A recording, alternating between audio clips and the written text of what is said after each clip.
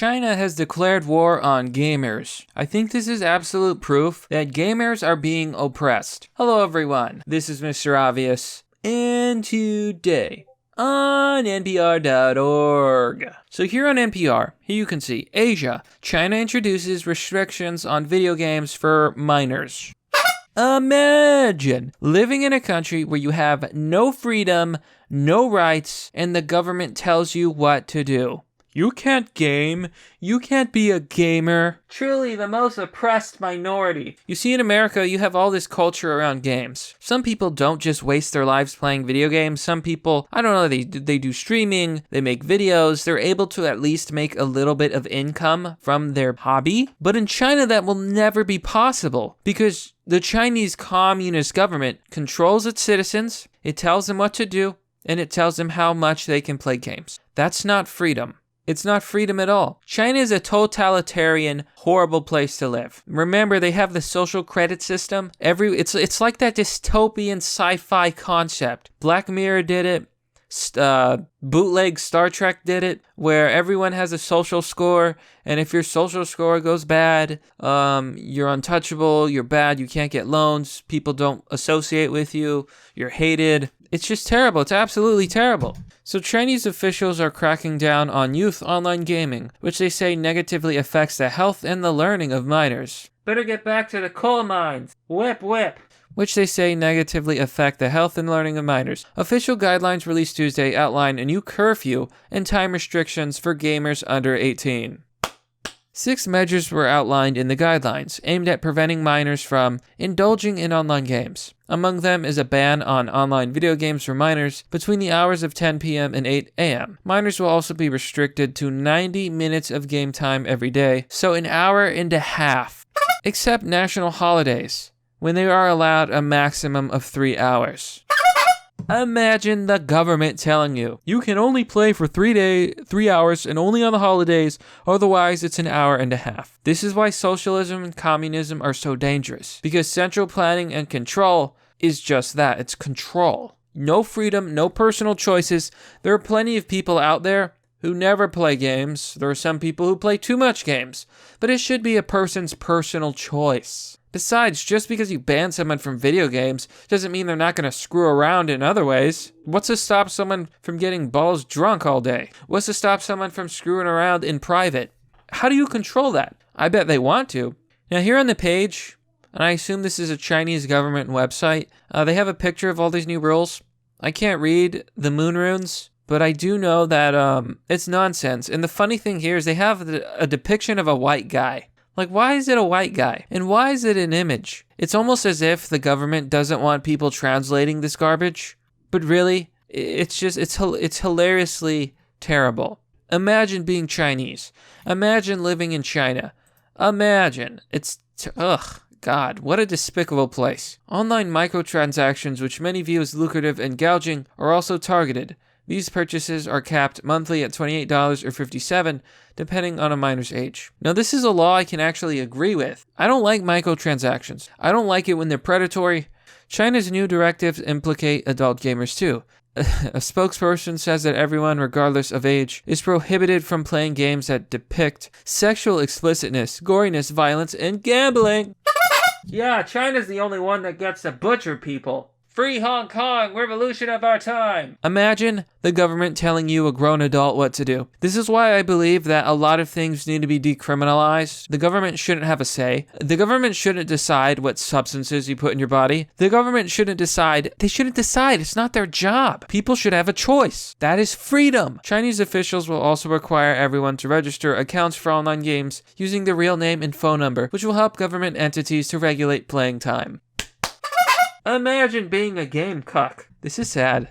This is so damn sad. Oh my gosh. They're literally being cucked. Cucked out of fun and games. The State Administration of Press and Publication. Oh, that must be their Ministry of Truth. Working with the Ministry of Public Security. Oh, that must be their prison prison wardens, to lead the building of a unified identification system, which would provide user identification services to video game companies so that they can accurately verify the identities of minors. A government official said, "We are also going to gradually perfect and enrich the functions of the identification system to achieve gaming time data sharing across platforms, so we could know and therefore restrict the total time every minor spends on gaming across platforms." It's a dystopia. It is a dystopia. Chinese people, run, run, run, run. Leave the country. Leave the country and never look back. Wow. Screw you, China. It's not clear how offline single-player games factor into the new guidelines. They're going to be pirating game time. The concept is hilarious. I mean, think about it. If the government can only track online games, then any online games can't be tracked. And you could just get like a small room, a little secret gaming room, and play offline games to your heart's content. They can't measure it. Well, at least not until they, put bots and cameras in everyone's houses. The regulations focus on furthering President Xi Jinping's, also known as Winnie the Pooh, continued anti-video game efforts. In 2018, Jinping Pooh called for officials to take action on the large amount of nearsighted children. In addition to heavy schoolwork and mobile phones, Jinping blamed video game addiction for the vast number of myopic children. Wow. So a myopic child is a short-sighted child, and these children are not short-sighted because of phones. I wear glasses. There are people I know who wear glasses. It's genetic. It's caused by genes. It's caused by eyes that don't develop perfectly. Okay, we don't have the perfect 20/20 vision, which is why I hate everyone. If you wear glasses for style and you're appropriating my culture, you, my friend, have committed an aggression against me and my people. How dare you? Seriously, it has literally nothing to do with video games. Winnie the Pooh here is insane.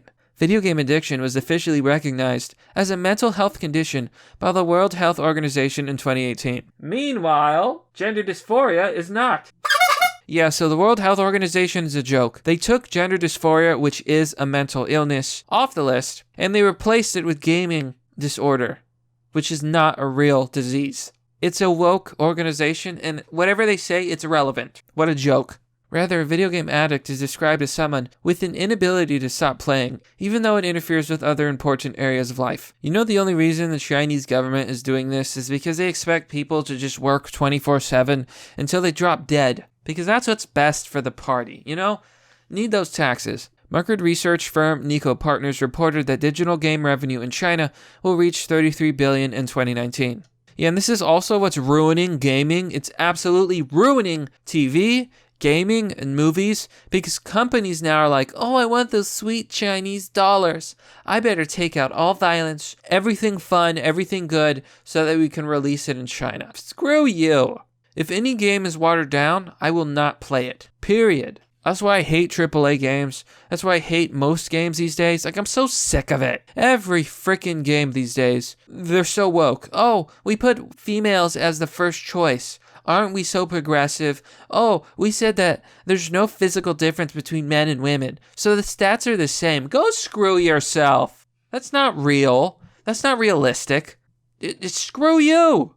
I'm tired of it. I'm tired of the agenda. Give me a fun game where I can rip people's heads off and commit horrific crimes. That is called fun. And maybe if you let people do it in video games, they won't do it in real life. So you're actually causing more harm by censoring. People need catharsis. China's market power, perhaps underscored when Blizzard Entertainment suspended an esports player. How about you name him? His name was Blitz Chung, I believe, and his actual name was something like Nig Waichung, or something like that, in October after he voiced his support for the Hong Kong liberation protests, prompting many to accuse the American company of pandering to Chinese interests. And that's exactly what's happening. China declared war on the gamers. Imagine being limited to an hour a day of video games because the government said so.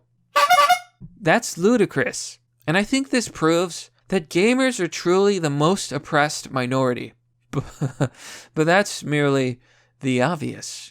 Well, that's all for now, folks. What do you think about China and their war on gamers? Do you think it's justified? Do you agree with any of the policies they're practicing? be sure to let me know.